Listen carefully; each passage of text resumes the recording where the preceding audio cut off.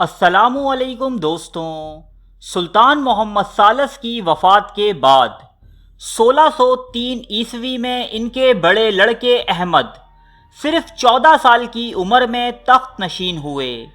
اس سے قبل اتنی کم عمری میں کوئی بھی سلطان تخت عثمانی پر جلوہ افروز نہ ہوا تھا۔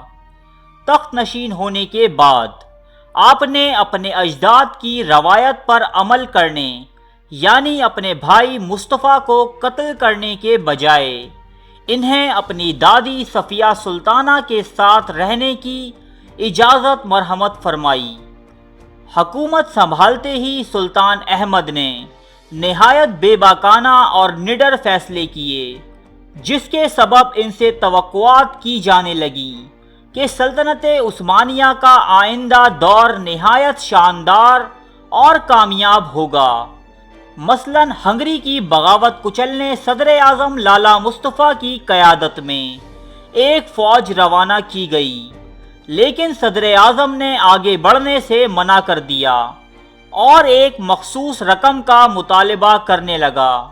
سلطان احمد نے اس کے جواب میں صرف یہ پیغام بھیجا کہ اگر اپنا سر عزیز ہے تو فوراً روانہ ہو جاؤ، اور صدر اعظم کو بلا چو چراں اس مہم پر روانہ ہونا پڑا۔ سلطان سلیم ثانی کے دور سے حرم کو امور سلطنت میں بہت کچھ دخل حاصل تھا، جبکہ مراد ثالث اور محمد ثالث کے عہد میں عنان سلطنت زیادہ تر خواتین سلطنت کے ہی ہاتھوں میں تھی۔ حرم کی سب سے طاقتور ترین خاتون سلطانہ صفیہ تھی، جو کہ مراد ثالث کی محبوب بیوی اور محمد ثالث کی والدہ تھیں۔ در حقیقت سلطنت کے ہر فیصلے پر سلطانہ صفیہ ہی کی عملداری تھی۔ سلطان احمد نے اپنی کم عمری کے باوجود سلطانہ صفیہ اور ان کے عملے کو سلطنت کے کاموں میں مداخلت سے یکدم منع کر دیا۔ یہ سخت ترین فیصلہ خواص و عوام کی جانب سے خوب سراہا گیا۔ اس کے بعد آپ ایران کی جانب متوجہ ہوئے۔ ایران کے بادشاہ شاہ عباس نے آپ کے والد کی کمزوریوں سے فائدہ اٹھاتے ہوئے عثمانی سرحدوں پر حملہ کر دیا تھا، سو آپ نے سیرسٹیس کے فاتح سکالہ پاشا کو ایران پر حملے کے لیے روانہ کیا، لیکن سکالہ پاشا کو اس معرکے میں شکست کا سامنا ہوا، جس کے کچھ ہی عرصے بعد سکالہ پاشا بھی انتقال کر گئے۔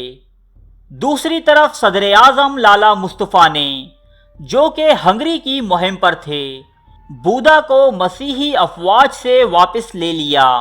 اس کے بعد گیران اور پست شہر کا محاصرہ کر لیا اور آخر میں گیران شہر بھی فتح کر لیا۔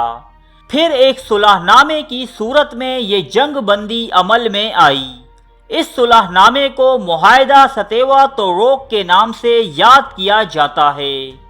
اس صلح نامے کی رو سے عثمانیوں نے ہنگری کے جو علاقے فتح کر لیے تھے وہ سب انہی کے حوالے کر دیے گئے، جبکہ ٹرانسلوینیا عثمانیوں سے آزاد ہو گیا۔ آسٹریا جو عثمانیوں کو سالانہ 30,000 ووقات خراج ادا کیا کرتا تھا، اب اس نے 2 لاکھ ووقات یکمشت ادا کیے اور سالانہ خراج سے چھٹکارا پا لیا۔ اس سے قبل معاہدوں میں سلطنت عثمانیہ کو فریقین میں ایک امتیازی حیثیت حاصل ہوتی تھی، جبکہ یہ معاہدہ اس طرح ترتیب دیا گیا کہ جیسے آسٹریا اور سلطنت عثمانیہ 2 برابر کی قوتیں ہوں۔ اس صلح نامے نے واضح کر دیا کہ اب سلطنت عثمانیہ کے عروج کا دور ختم ہو چکا ہے اور اب وہ زوال و انحطاط کی جانب مائل ہو چکی ہے۔ 17ویں صدی عیسوی کا ابتدائی زمانہ سلطنت عثمانیہ کے لیے بہت زیادہ خطرناک تھا، کیونکہ سلاطین بہت زیادہ کمزور تھے اور سلطنت آسٹریا روز بروز طاقت حاصل کرتی جا رہی تھی۔ لیکن اس سے قبل کہ وہ سلطنت عثمانیہ کی اس کمزوری سے فائدہ اٹھاتے، 1618 عیسوی جرمنی میں ایک عظیم الشان مذہبی جنگ چھڑ گئی اور آسٹریا اس میں پھنس کر رہ گیا۔ اسپین بھی سلطنت عثمانیہ کی ایک دشمن ریاست تھی، لیکن اس وقت اپنے کمزور فرما رواؤں کے سبب یہ بھی عثمانیوں کی اس کمزوری کا فائدہ نہ اٹھا سکی، جبکہ فرانس اور انگلینڈ کے ساتھ عثمانیوں کے دوستانہ تعلقات تھے۔ رشیا یعنی روس بھی ان دنوں خانہ جنگیوں اور اندرونی بغاوتوں سے پریشان تھا۔ ایسے میں سلطنت عثمانیہ کے صرف دو یورپی دشمن تھے، ایک پولینڈ اور دوسرا وینس، مگر یہ دونوں اتنے طاقتور نہ تھے کہ سلطنت کو کوئی بڑا نقصان پہنچاتے۔ اس دوران مشرق میں عثمانیوں کی ایران کے ساتھ لگاتار جنگیں ہوتی رہیں۔ ان جنگوں میں عثمانیوں کا بہت نقصان بھی ہوا، لیکن یہ جنگیں صرف سرحدی تھیں، ان سے سلطنت عثمانیہ کے مرکزی مقبوضات کو کوئی خطرہ لاحق نہ ہوا۔ سلطان احمد کے دور حکومت میں عثمانیوں کی عسکری کمزوری اس حد تک واقع ہو چکی تھی کہ 1613 عیسوی میں سمندری ڈاکوؤں نے سینوپ کے شہر پر حملہ کیا، جو کہ سلطنت عثمانیہ کے دولت مند ترین شہروں میں شمار ہوتا تھا، اور اسے بری طرح لوٹ کر لے گئے۔ اس کی حفاظت کرنا تو دور، عثمانی بعد میں اس کے حملہ آوروں سے انتقام تک نہ لے سکے۔ سلطان احمد کی شادی ماہ پیکر نامی ایک کنیز سے ہوئی، جو بعد میں کوسم سلطان کے نام سے سلطنت کی سب سے مشہور اور با اختیار خاتون ثابت ہوئیں۔ کوسم سلطان کی تفصیلات آپ ہماری ویڈیو کوسم سلطان میں ملاحظہ کر سکتے ہیں۔ سلطان احمد مسجد الحرام اور مسجد نبوی میں تعمیرات کے حوالے سے بھی کافی مشہور ہیں۔ اس کے علاوہ غلاف کعبہ استانبول سے روانہ کرنے کی رسم بھی آپ ہی نے شروع کی۔